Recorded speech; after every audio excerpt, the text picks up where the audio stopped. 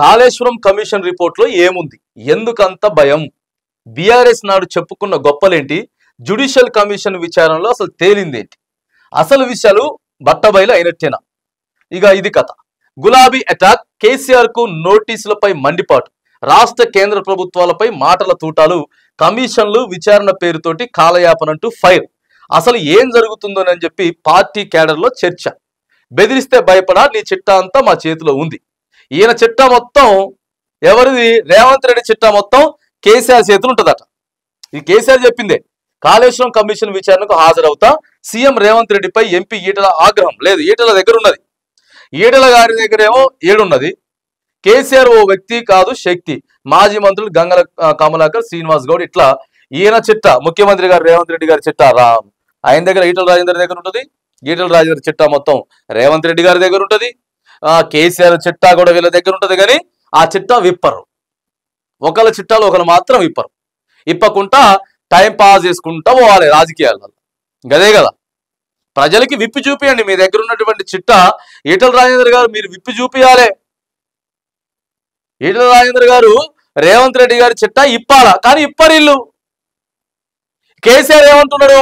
ఇక నోటీసులపై మండిపాటు, అసలు ఏం జరుగుతుందని చెప్పి నేను పోతా అంటుండు. మరి పోవాలి, కేసీఆర్ పోవాలి. ఎందుకంటే ఇక్కడ కేటీఆర్ చెప్తున్న నోటీసులు ఎన్ని ఇచ్చినా ఎదుర్కొంటాం, చట్టాలు న్యాయ వ్యవస్థపై నమ్మకం ఉంది. కాంగ్రెస్ బీజేపీ నాటకంలో భాగంగానే కేసీఆర్ కి నోటీసులు. బీఆర్ఎస్ వర్కింగ్ ప్రెసిడెంట్ కేటీఆర్ చెప్తుంది కదా, మరి మీరు బోండ్రి. జూన్ 6వ తారీఖు ఉన్నట్టున్నది, కేసీఆర్ గారిది 6వ తారీఖు ఉన్నది. మరి కేసీఆర్ గారు పోవాలి. ఇగో మేము ఇట్లా చేసిన ఇది రిపోర్టు, ఇగో కాళేశ్వరం బ్రహ్మాండంగా కట్టినాం, ఇవాళ ప్రజలు వాడుకుంటా ఉన్నారు అనేది విత్ ఎవిడెన్స్ తోటి చూపియాలి ప్రభుత్వానికి చూపియాలి. లేకపోతే అసలు ఏముందో నీకు తెలుసాలండి కాళేశ్వరం. ఎందుకంటే సంవత్సరంన్నర నుంచి టైం పాస్ ఉత్త పేపర్లలో మనం నిన్ననే మాట్లాడుకున్నాం కదా. ఇక ఇది ఇప్పుడు ఫ్రంట్ స్క్రీన్ మీద కాళేశ్వరం 15 రోజులు, దాదాపుగా ఒక నెల రోజులకి ఇదే చర్చ ఉంటుంది అనమాట. ఇదే చర్చ ఉంటుంది. కాళేశ్వరం మీదనే చర్చ, మొత్తం ఈ నోటీసుల మీదనే చర్చ. రోజుకి ఫస్ట్ పేజీలలో ఏ న్యూస్ అయినా కానీ ఫస్ట్ పేజీలలో ఇదే ఉంటది. ఏం అక్కడికి వస్తుంది? ఇది కాళేశ్వరంకి సంబంధించినటువంటి చర్చ ఎవరికి అక్కడికి వచ్చే చెప్పుర్రి. పెద్ద పెద్ద పేపర్లలో ఒడ్లు కొనండి రాయండి, ఫస్ట్ పేపర్ రాయాలి. ఒడ్లు కొనాల ప్రభుత్వం అంటే ప్రభుత్వంలో ఉన్నటువంటి మంత్రులు కానీ ఎమ్మెల్యేలు కానీ ముఖ్యమంత్రి గారు కానీ చూస్తారనమాట.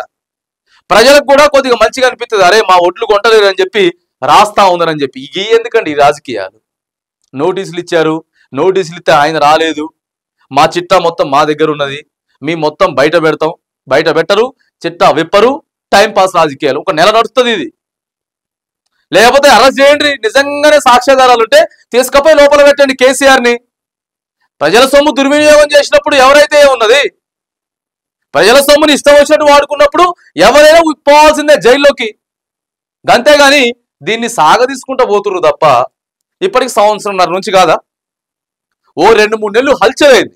కాంగ్రెస్ ప్రభుత్వం కొత్తగా అధికారంలోకి వచ్చిన తర్వాత దినపత్రికలని రోజు మేడిగడ్డ కాళేశ్వరం దీని మీదనే 3 నెలలు చెప్పిన వార్తలు. అన్ని ఛానళ్ళు 3 నెలలు చెప్పినాయి. మళ్ళీ ఏమైపోయింది? సంవత్సరం బండి సైలెంట్ గా పండుకున్నారు. మళ్ళీ ఇప్పుడు తీసుకొచ్చారు.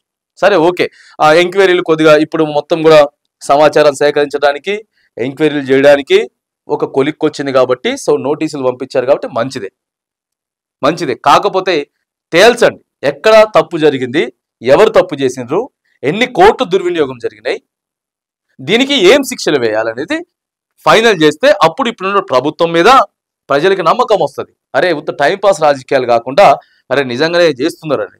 అంతేగాని ఇక చిట్టాలు విప్పకుండా, ఉన్నాయి బయట పెట్టకుండా, నువ్వు బెదిరిస్తే నేను భయపడా, నేను బెదిరిస్తే నువ్వు భయపడవు అని చెప్పి ఈ గాంధీ భవన్లో కూర్చొని వీళ్ళు మాట్లాడతారు, అక్కడ తెలంగాణ భవన్లో కూర్చొని వాళ్ళు మాట్లాడతారు. గంతే. అది ఒక 2-3 రోజులు హల్చల్ అవుతుంది.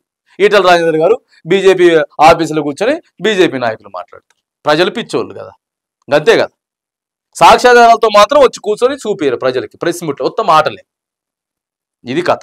ఏదేమైనా మరిగా నడుస్తుంది కాళేశ్వరం మీద. ఏం చేస్తారో చూడాలి. మరి విచారణకు పోతారా కేసీఆర్, లేకపోతే పోకుండా మరి మళ్ళీ ఆయన నాకు కొంత టైం కావాలని చెప్పి పంపిస్తాడా? ఒకవేళ పంపిస్తే మళ్ళీ ఎట్లా? ఇదంతా ఒక నెల రోజుల దాకా ఇదే కథ ఉంటుంది. ఇక దీన్నే చూసుకుంటూ మనం పోవాలి.